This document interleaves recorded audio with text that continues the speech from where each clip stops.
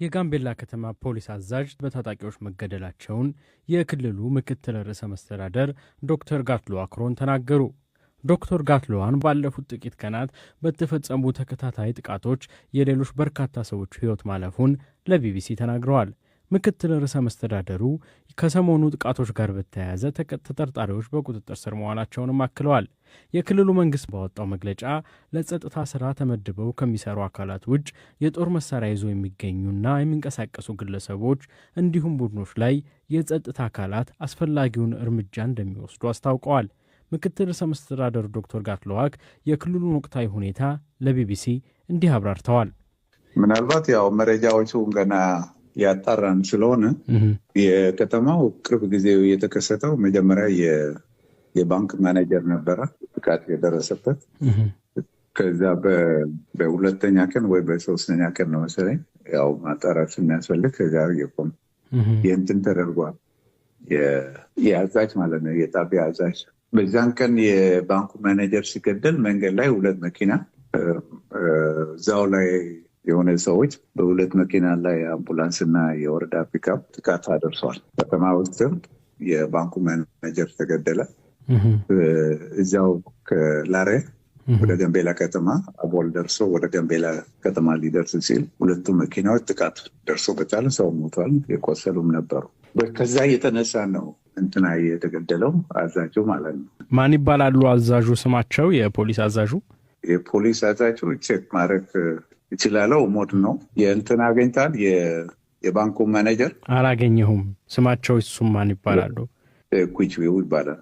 ስለዚህ በዛው ነው እና የአዛዡ በመግደል ከዛ በኋላ ወጣቶቹን ተነስቶም የብሔር ብሔረሰብ አታክ በማድረግ ዛሬ ጠዋት በዛ ነው ብዙ ግጭት የነበረው። ወደ ብዙ ቦታ ሄደ።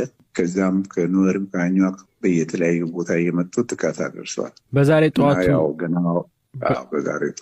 በዛሬ ጠዋቱ ጥቃት የሞቱ ሰዎች አሉ። ምን ያህል ይሆናሉ? እሱ ገና አልተጣራም። መረጃውን ገና አልደረሰንም። ግን የሞቱ ሰዎች እንዳሉ አውቃችኋል? ይኖራሉ። ገና ግን ማጣራት ላይ እናደርጋለን። ባለፉት ተከታታይ ቀናት በተፈጸሙ ጥቃቶች በድምሩ ስንት ሰዎች ናቸው የተገደሉት? ስታቲስቲካሊ አሁን ሬዲ ስላልሆንኩኝ መረጃ ኮንፈርም ማድረግ እችላለሁ። ግን በመኪና ላይ ያኔ ሁለቱ መኪና ላይ ወደ 4 ሰው ሞቷል በመኪና ላይ። ከዚያው ከተማ ውስጥ የተገደለው 5ኛ ነው። እነዚህን ጥቃቶች የሚያደርሱት እነማን ናቸው? በክልሉ የሚንቀሳቀሱ የታጠቁ ኃይሎች አሉ አሁንም ድረስ? ከዚህ በፊት እንደነበሩ ከክልሉ መንግስት ጋር የሰላም ስምምነት ፈጽመው እንደነበሩ ሲነገር ነበር እና ለምንድን ነው ከነዚህ ሰላም ስምምነቶች በኋላ እየተፈጸመ ያለው? ኦርጋናይዝድ ሆኖ እንደዚህ ይሆን አይደለም። የውስጥ የፖለቲካ ክራን እና ችኩቻ ደስ ያላላቸው በመጣ ለውጥ ላይ ኦርጋናይዝ የተደረጉ ናቸው። አንዳንዶቹም ከአሜሪካ ብር የተላከው ዝም ብሎ ተራ ሰዎች በገንዘብ የሚደረጉ ናቸው። ምክንያቱም መንገድ ላይ ጥቃት ያደረገው ሰውም ተይዟል። በሱ የከተማ ያኔም ተይዟል። ከዚህ በፊትም ሌላ መኪና ኦልሞስት ወደ 3 መኪና ነው መንገድ ላይ እንደዚህ ጥቃት ሲደርስ የነበረው።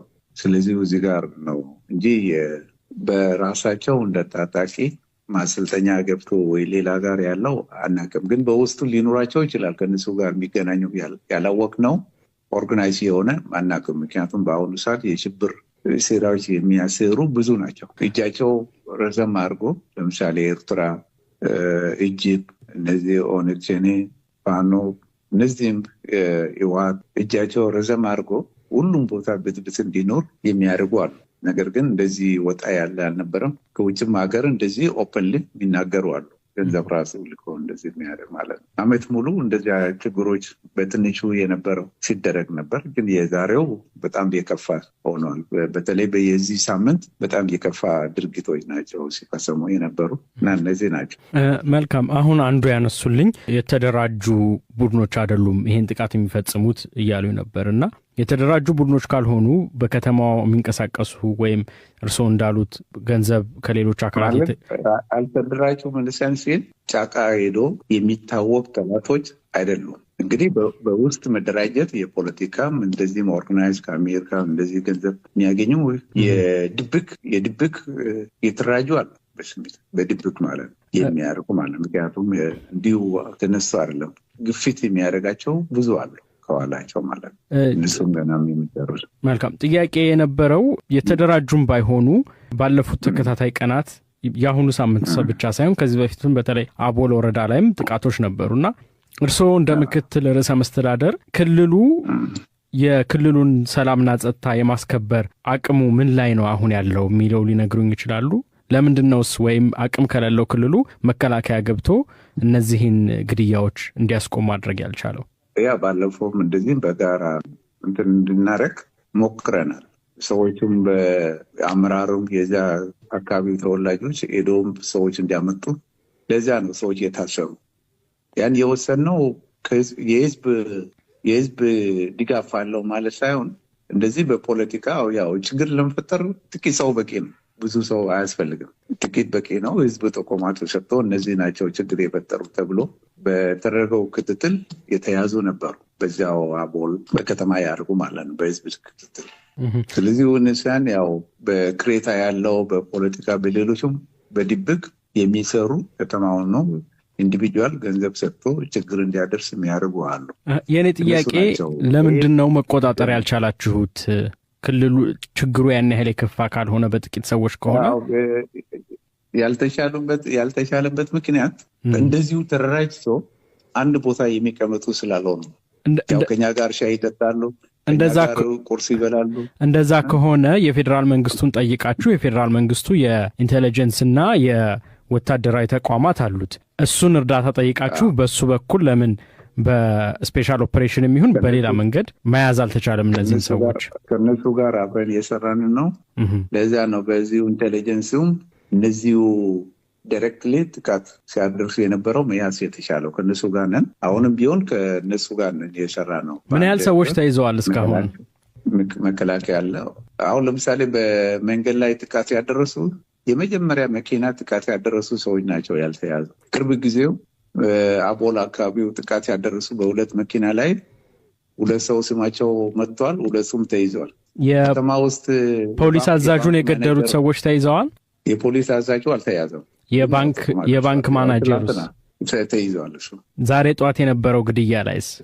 የዛሬ ገና ምንትን የለው የተያዘው የለው። ምክንያቱም ኦልሞስት በግሩፕ ነው የመጡ በግሩፕ መጥቶ ጥቃት ያደረሱ ነው። ገና ወደ መለየቱ ቦታ ኢቨን መከላከያ ነበረው፣ ፌዴራል ፖሊስ ነበረው፣ አልቻሉ እነሱ ለማገላገል ማለት ነው አልቻሉ። በሁለቱም ግሩፕ እዛው በቃ ፌዴራል ፖሊስ መከላከያው እኛ የወሰንነው ምናልባት የክልሉ ፖሊሶች በዚሁ ጉዳይ ላይ ስለሚጠረጠሩ መሳሪያ እንዲያስረክቡ አድርገነዋል። ፌዴራልና መከላከያ ብቻ እንዲሰሩ።